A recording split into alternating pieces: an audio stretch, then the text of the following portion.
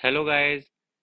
तो आज की इस वीडियो में हम सीआईएसएफ कांस्टेबल फायरमैन जो कि 2018 में एग्ज़ाम हुआ था, इसमें जितने भी जीके के क्वेश्चन आए थे इस वीडियो में कवर करेंगे। तो जल्दी से जुड़ जाइए इस वीडियो के साथ। मेरी आपसे रिक्वेस्ट है, इस वीडियो को स्किप बिल्कुल ना करें, क्योंकि जो पॉइंट मैं आपको इस वीडियो में बताऊंगा वो स्किप हो जाते हैं अगर आप वीडियो को स्किप करोगे। ठीक है, तो वीडियो को थोड़ा देखिए पर ध्यान से देखिए, ताकि जो भी इम्पोर्टेंट पॉइंट मैं आपको बता रहा हूँ ताकि आप उसे क्वेश्चन में कर पाएँ। तो चलिए देखते हैं पहला क्वेश्चन क्या है। आज का हमारा पहला क्वेश्चन है, भारतीय सेना का विजय प्रहार अभ्यास किस राज्य में आयोजित किया गया था? आपको ध्यान रखना है, ये 2018 में क्वेश्चन पूछे गए थे, ये करंट अफेयर का क्वेश्चन नहीं है। ठीक है, तो इसका राइट आंसर हो जाएगा डी, राजस्थान। तो भारतीय सेना का विजय प्रहार अभ्यास राजस्थान में आयोजित किया गया था। ठीक है, अभी हाल ही में यूक्रेन अभी हाल ही में यूक्रेन में फंसे भारतीयों को वापस लाने के लिए भारत सरकार के द्वारा एक ऑपरेशन चलाया गया है। उसका क्या नाम है? तो उसका नाम है ऑपरेशन गंगा। ऑपरेशन गंगा, ये चीज आपको याद रखनी है। यूक्रेन में फंसे भारतीयों को वापस लाने के लिए भारत सरकार की ओर से ऑपरेशन गंगा चलाया जा रहा है। देखते हैं अगला क्वेश्चन। अगला क्वेश्चन क्या है, भारत की सबसे पुरानी पर्वत श्रृंखला है। आपसे पूछा गया है कि इनमें से कौन सी जो पर्वत श्रृंखला है वह सबसे पुरानी है। विंध्याचल पर्वत श्रृंखला, अरावली, हिमालय, नीलगिरी। अगर आपसे पुरानी पूछा गया है तो इसका आंसर हो जाएगा सी। अगर आपसे पूछा जाए विश्व की सबसे नई पर्वत श्रृंखला कौन सी है, विश्व की सबसे नई सबसे नई पर्वत श्रृंखला है, तो इसका क्या राइट आंसर होगा? जल्दी से जल्दी बताइए कि इसका राइट आंसर क्या होगा। तब इसका राइट आंसर हो जाएगा हिमालय। हिमालय विश्व की सबसे नई पर्वत श्रृंखला है, सबसे नई पर्वत श्रृंखला है। ठीक है, और आप सभी जानते हैं कि हिमालय की सबसे ऊंची चोटी है माउंट एवरेस्ट। क्या है? माउंट एवरेस्ट इसकी सबसे ऊंची चोटी है, जिसकी ऊंचाई है 8850 मीटर। 8850 मीटर कितनी है? 8850 मीटर। अगर अरावली पर्वत की सबसे ऊंची चोटी की बात की जाए तो वो है गुरु शिखर, माउंट आबू पर पड़ता है। गुरु शिखर माउंट आबू का सबसे ऊंचा शिखर है, जो कि अरावली पर्वत श्रृंखला का है, जिसकी ऊंचाई है 1722 मीटर। कितनी है? 1722 मीटर। और इसी पर दिलवाड़ा का जैन मंदिर भी है। दिलवाड़ा का जैन मंदिर, अगर पूछा जाए दिलवाड़ा का जैन मंदिर कहाँ पर है, तो अरावली पर्वत श्रृंखला पर है। अरावली पर्वत श्रृंखला पर राजस्थान में है। ठीक है, बढ़ते हैं नेक्स्ट क्वेश्चन की ओर। अगला क्वेश्चन क्या है? अगला क्वेश्चन आपसे पूछा गया है कि विश्व पर्यावरण दिवस किस दिन मनाया जाता है? 8 मार्च, 7 अप्रैल, 1 मई या फिर 5 जून। आप सभी जानते हैं कि 5 जून को विश्व पर्यावरण दिवस मनाया जाता है। किस दिन? तो 5 जून को विश्व पर्यावरण दिवस मनाया जाता है। तो 8 मार्च को क्या मनाया जाता है? अंतर्राष्ट्रीय महिला दिवस। अंतर्राष्ट्रीय महिला दिवस किस दिन मनाया जाता है? अंतर्राष्ट्रीय महिला दिवस मनाया जाता है 8 मार्च को, अंतर्राष्ट्रीय महिला दिवस। ठीक है, 1 मई को मनाया जाता है विश्व श्रमिक दिवस। विश्व श्रमिक दिवस 1 मई को मनाया जाता है। और 7 अप्रैल को मनाया जाता है स्वास्थ्य दिवस। 7 अप्रैल को क्या मनाया जाता है? विश्व स्वास्थ्य दिवस मनाया जाता है। विश्व स्वास्थ्य दिवस मनाया जाता है 7 अप्रैल को। ठीक है, और 5 जून को मनाया जाता है विश्व पर्यावरण दिवस। अगला क्वेश्चन क्या है? अगला क्वेश्चन आपसे पूछा गया है, गुरु गोविंद सिंह डैश सिख गुरु थे। आपको इनका क्रम बताना है। गुरु गोविंद सिंह का क्रम बताना है कि ये कौन से नंबर के सिख गुरु थे। ऑप्शन है 8वें, 5वें, 10वें या फिर 9वें। तो ये 10वें सिख गुरु थे। गुरु गोविंद सिंह लास्ट और अंतिम सिख गुरु थे। आपको याद रखना है पहले कौन थे, तो गुरु नानक पहले थे। दूसरे पर थे गुरु अंगद, जिन्हें जिन्हें लहना नाम से भी जाना जाता था, लहना। ठीक है, तीसरे थे अमरदास, चौथे थे रामदास, चौथे थे रामदास, पांचवे थे गुरु अर्जुन देव, छठे थे हर हरगोविंद सिंह, हर गोविंद सिंह, सातवें थे हर राय, आठवें थे हरकृष्ण, नौवे थे गुरु तेग बहादुर, गुरु तेग बहादुर, और 10वें थे गुरु गोबिंद सिंह। गुरु गोबिंद सिंह, जिन्हें सच्चा पातशाह नाम से भी जाना जाता था, गुरु गोबिंद सिंह। अब ये याद किस तरह रखना है कि पहले कौन थे, दूसरे कौन थे, तो मैं आपको थोड़ा सा बता देता हूँ कि इसे कैसे याद कर सकते हो आप, ठीक है। तो यहाँ से देखो, नाम, पहले नाम से स्टार्ट करेंगे, नाम से ही नाम, पहला नाम नानक से हो जाएगा।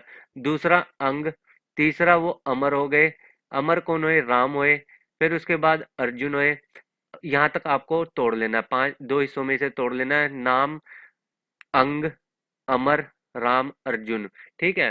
तो इस तरह याद रखना है। छठे पे हर गोविंद, हर गोविंद की राय, गोविंद की राय हर कोई मानता था। गोविंद को किशन नाम से भी जाना जाता था, बहादुर भी थे, और गोविंद नाम से भी इन्हें जाना जाता था, ठीक है। तो यहाँ से इस तरह याद रखना है आपको ये 10 सिख गुरुओं के नाम। बढ़ते हैं अगले क्वेश्चन की ओर। अगला क्वेश्चन क्या है? अगला क्वेश्चन पूछा गया है आपसे, यात्री इब्न बतूता किस देश से भारत में आया था? तो आपके ऑप्शन है मोरक्को, चीन, फ्रांस या फिर जापान। तो इसका सही आंसर है ए। ए इसका सही आंसर हो जाएगा। यात्री इब्न बतूता आया था मोरक्को देश से, और किसके काल में आया था, तो ये भी बताओ। यात्री इब्न बतूता किस देश से आया था? तो इसका राइट आंसर हो जाएगा मोरक्को। और आप सभी को बताना है किसके शासनकाल में आया था, किसके शासनकाल में भारत में आया था, ठीक है।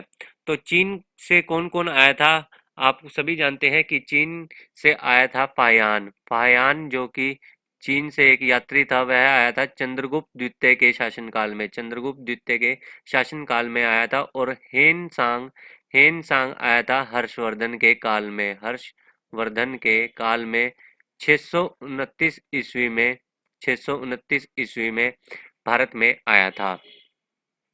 अगला क्वेश्चन क्या है? बढ़ते हैं अगले क्वेश्चन की ओर।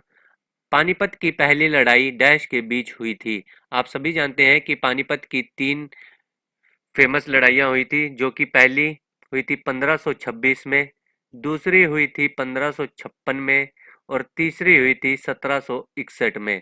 तो पहली लड़ाई आप सभी को बताना है कब हुई थी। तो इसका राइट आंसर हो जाएगा बाबर और इब्राहिम इब्राहिम लोदी के बीच में 1526 में हुई थी, 1526 में हुई थी। दूसरी जो हुई थी अकबर और हेमू के बीच में हुई थी, 1556 में हुई थी। और जो तीसरी हुई थी 1761 में, वो हुई थी मराठों और मराठों और अफगानों के बीच में, मराठों और अफगानों के बीच में हुई थी।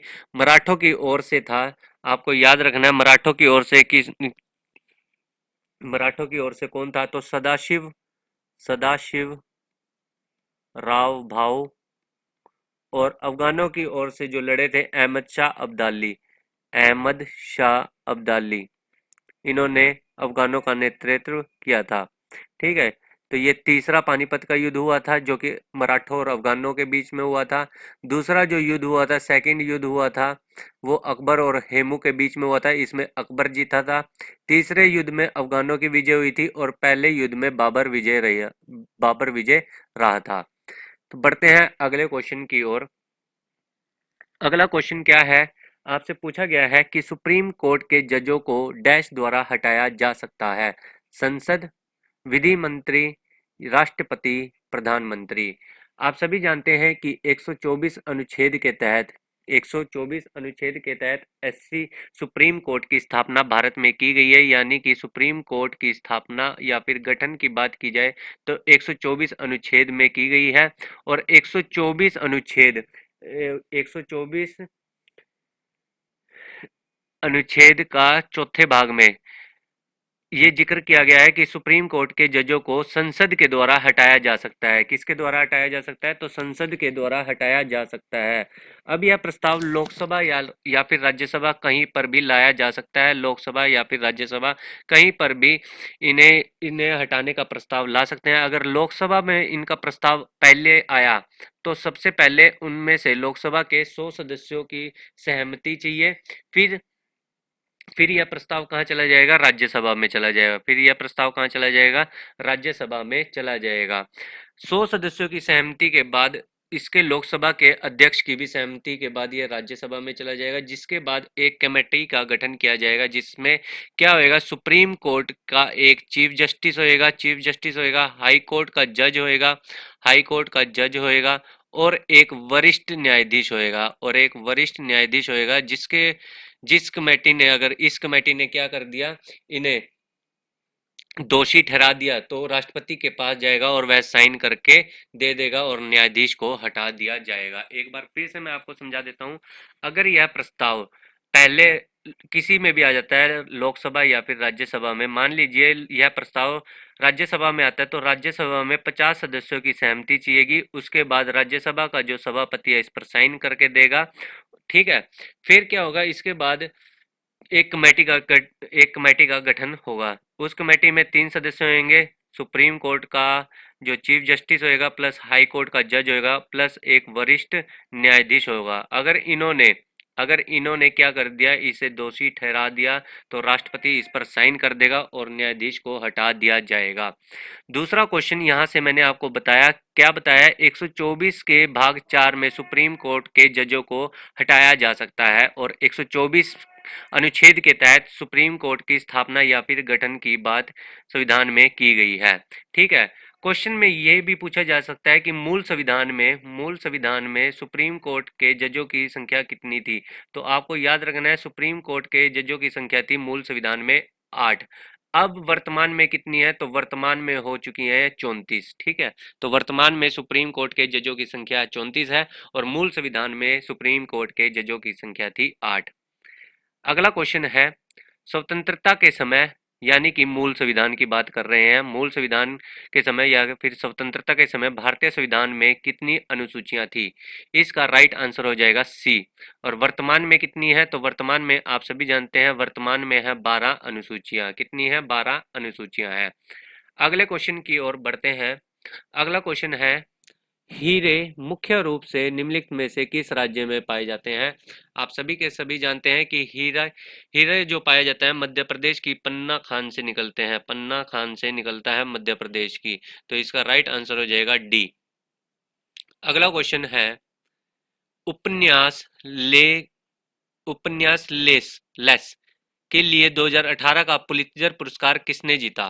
तो 2018 के जो ये क्वेश्चन है आपसे मैं यहाँ पर डिस्कस कर रहा हूँ, तो ये क्वेश्चन एग्जाम्स में नहीं आएगा। 2021 से रिलेटेड क्वेश्चन आपसे पूछा जाएगा। अगर क्वेश्चन आया पुलित्जर पुरस्कार से रिलेटेड, सबसे पहले तो पुलित्जर पुरस्कार की शुरुआत कब हुई थी, 1917 में, 7 से 17 से, ठीक है, 17।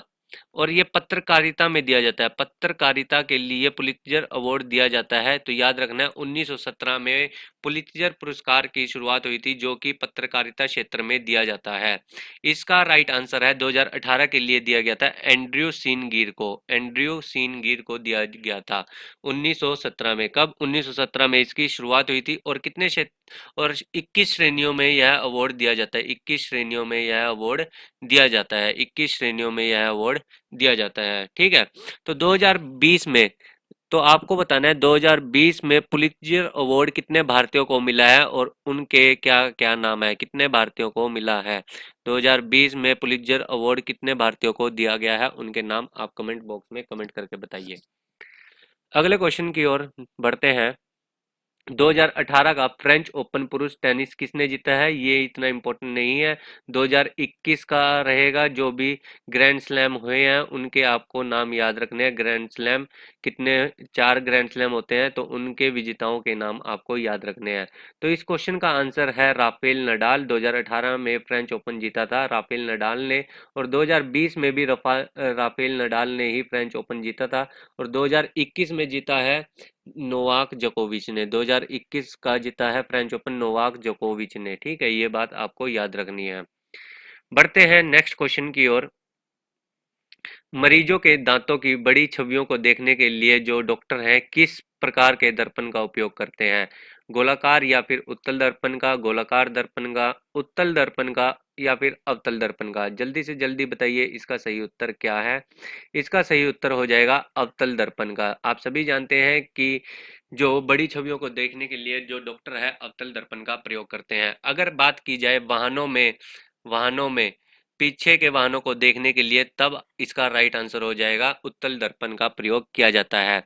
अगर हेडलाइट्स में पूछा जाए वाहनों की हेडलाइट्स में किस दर्पण का प्रयोग किया जाता है, हेडलाइट्स में किस दर्पण का प्रयोग किया जाता है, तो जल्दी से जल्दी बताइए इसका राइट आंसर क्या होगा। अगला क्वेश्चन है हमारा, ईमेल का आविष्कार किसने किया? आपके ऑप्शन है ईमेल का आविष्कार, एक मिनट ईमेल का आविष्कार किसने किया? Tim Berners Lee, Martin Cooper, Charles Babbage या फिर आर सैमुअल टॉमलिंसन। तो इसका आंसर हो जाएगा आर सैमुअल टॉमलिंसन के द्वारा ईमेल का आविष्कार किया गया था। कब किया गया था ये आपको याद रखना है, 1971 में पहली बार आर सैमुअल टॉमलिंसन ने ईमेल के द्वारा मेल भेजा था। ठीक है, और हॉटमेल की बात की जाए, अगर हॉटमेल का आविष्कार आपसे पूछा जाए, हॉटमेल का आविष्कार किसने किया था, तो समीर भाटिया के द्वारा किया गया था। समीर भाटिया ने हॉटमेल का आविष्कार किया था। ठीक है, चार्ल्स बेबेज को कंप्यूटर का पितामह बोला जाता है। कंप्यूटर का पितामह, कंप्यूटर का पितामह किसे बोला जाता है? कंप्यूटर का पितामह बोला जाता है चार्ल्स बेबेज को पितामह बोला जाता है। और हर वर्ष 2 दिसंबर को कंप्यूटर डे मनाया जाता है। कंप्यूटर डे मनाया जाता है। ठीक है, बढ़ते हैं अगले क्वेश्चन की ओर। किगाली समझौता संबंधित है, आपको इसका राइट आंसर बताना है कि किगाली समझौता किस चीज से संबंधित है।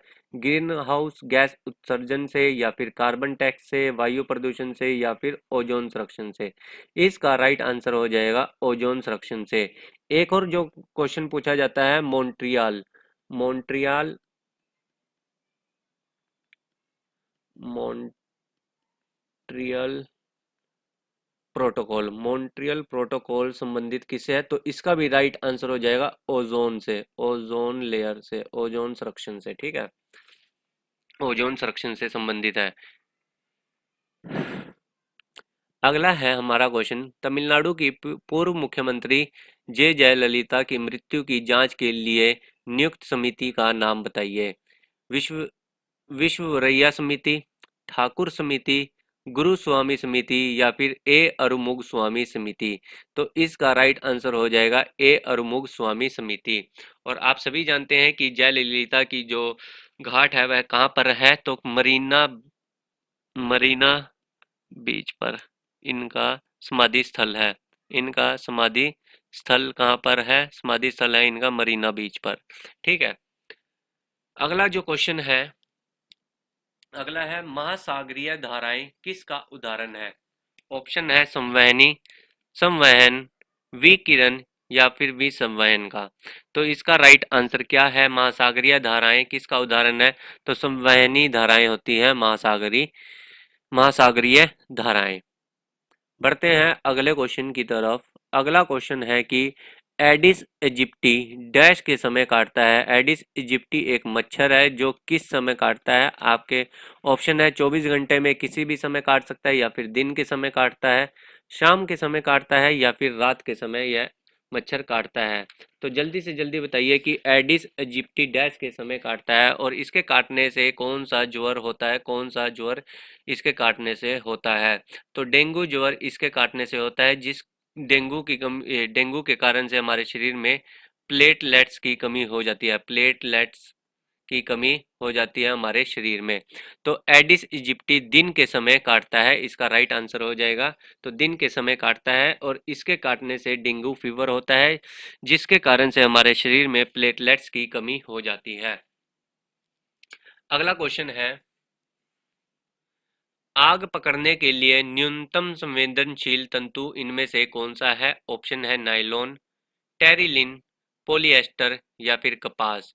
तो इसका राइट आंसर क्या है? कपास। आग पकड़ने के लिए न्यूनतम संवेदनशील तंतु है कपास। अगला हमारा क्वेश्चन है, राष्ट्रपति पर महाभियोग की पहल कौन कर सकता है? आपको बताना है राष्ट्रपति पर महाभियोग की पहल इनमें से कौन कर सकता है, और किस अनुच्छेद के तहत राष्ट्रपति पर महाभियोग लगाया जा सकता है।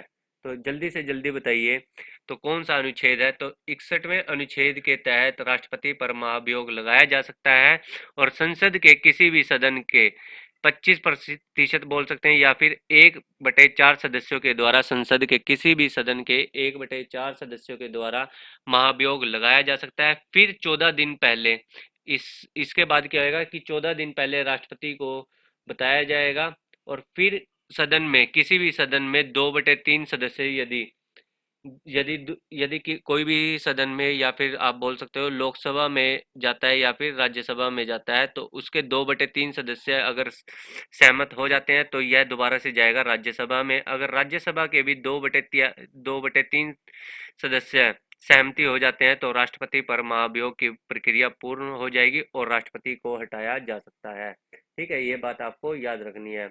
तो राष्ट्रपति संसद के किसी भी सदन के यदि 25% या फिर 1/4 सदस्य सहमत हो जाते हैं तो इसके बाद क्या होगा, हमें यह प्रक्रिया करने के लिए 14 दिन पहले राष्ट्रपति को बताना होगा। ठीक है, इसके बाद क्या होगा, हम किसी भी सदन में राष्ट्रपति पर महाभियोग की प्रक्रिया ला सकते हैं। यदि पहले लोकसभा में लाए हैं तो लोकसभा के 2/3 सदस्य इस पर सहमत होने जरूरी हैं। इसके बाद यह राज्यसभा में जाएगा। राज्यसभा के भी अगर 2/3 सदस्य सहमत हो जाते हैं तो राष्ट्रपति पर महाभियोग लगाया जा सकता है। अगला क्वेश्चन है, पुलिकट जहां डचों का मुख्य केंद्र था, यानी कि आपको बताना है पुलिकट स्थान कहां पर है, पश्चिम बंगाल में, केरल में, उड़ीसा या फिर तमिलनाडु में। तो पुलिकट है, यह डचों का मुख्य केंद्र था तमिलनाडु में। तो पुलिकट जो डचों का मुख्य केंद्र था यह तमिलनाडु में है। अगले क्वेश्चन की ओर बढ़ते हैं। अगला क्वेश्चन है, हल्दी घाटी का युद्ध इनमें से किसके बीच लड़ा गया था? आप मुझे ये बताइए कि यह कब लड़ा गया था, ये भी इम्पोर्टेंट है, तो ये भी आपको बताना है। ऑप्शन है अकबर और हेमू, अकबर और महाराणा प्रताप, बाबर और राणा सांगा या फिर मोहम्मद गौरी और पृथ्वीराज चौहान।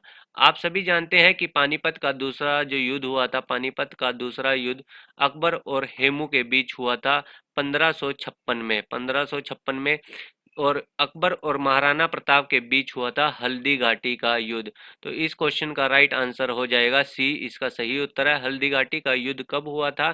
तो यह युद्ध हुआ था 1576 में। 1576 में मेवाड़ के शासक महाराणा प्रताप और अकबर के बीच हुआ था और अकबर का सेनापति था मानसिंह। मानसिंह अकबर का सेनापति था और मेवाड़ के शासक महाराणा प्रताप के बीच यह युद्ध हुआ था। इसमें अकबर की विजय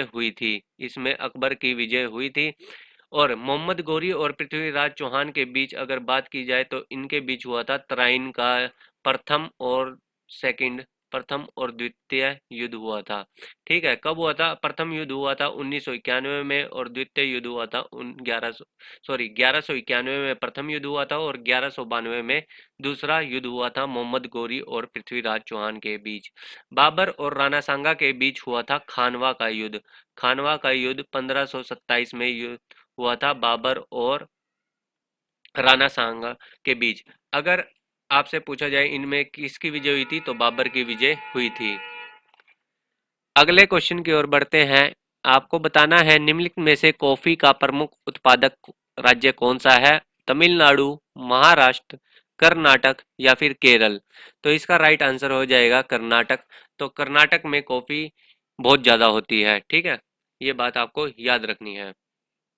अगले क्वेश्चन की ओर बढ़ते हैं। आपको बताना है भारत डैश का सबसे बड़ा उत्पादक है? जस्ता का, प्रमुख का, अब्रक का या फिर बॉक्साइट का। तो इसका राइट आंसर क्या है, जल्दी से जल्दी बताइए, इसका सही उत्तर क्या है? तो इसका सही उत्तर हो जाएगा सी, अब्रक का भारत सबसे बड़ा उत्पादक है। ठीक है, नेक्स्ट क्वेश्चन की ओर बढ़ते हैं। अजंता और एलोरा की गुफाएं भारत के किस राज्य में स्थित हैं? मध्य प्रदेश में, गोवा में या फिर बिहार या फिर महाराष्ट्र में? महाराष्ट्र में। तो इसका राइट आंसर क्या है? अजंता और एलोरा की गुफाएं हैं महाराष्ट्र के औरंगाबाद में। महाराष्ट्र के औरंगाबाद में अजंता और एलोरा की गुफाएं हैं। अगर अजंता की गुफाएं की बात की जाए तो इसका निर्माण करवाया था गुप्त शासकों ने और अगर एलोरा की बात की जाए तो इनका निर्माण करवाया गया था बुद्धों के द्वारा एलोरा की गुफाएं जो कि महाराष्ट्र के औरंगाबाद में है, इनका निर्माण कराया गया था। ठीक है, और इसी के साथ साथ एलिफेंटा की गुफाएं भी महाराष्ट्र में ही हैं। कहाँ पर है? महाराष्ट्र में ही है। और इनका जो निर्माण करवाया गया था वह राष्ट्रकूटों के द्वारा करवाया गया था। राष्ट्रकूटों के द्वारा एलिफेंटा गुफाओं का निर्माण करवाया गया था। आज का हमारा अंतिम और आखिरी क्वेश्चन है, संविधान के उल्लंघन के लिए महाभियोग की प्रक्रिया द्वारा किसे हटाने की पहल की जाती है? ऑप्शन है उपराष्ट्रपति, अध्यक्ष, या फिर राष्ट्रपति, या फिर प्रधानमंत्री। इसका राइट आंसर है राष्ट्रपति को। तो संविधान के उल्लंघन के लिए महाभियोग की प्रक्रिया द्वारा किसे हटाने की पहल की जाती है? राष्ट्रपति को। और 61वें अनुच्छेद के तहत राष्ट्रपति पर महाभियोग की प्रक्रिया लगाई जाती है। मैं आपको बता ही चुका हूँ। तो आज के लिए बस इतना ही। आपको वीडियो कैसी लगी ये मुझे कमेंट बॉक्स में कमेंट करके बताना, और वीडियो को लाइक और शेयर करना भी ना भूलना। धन्यवाद।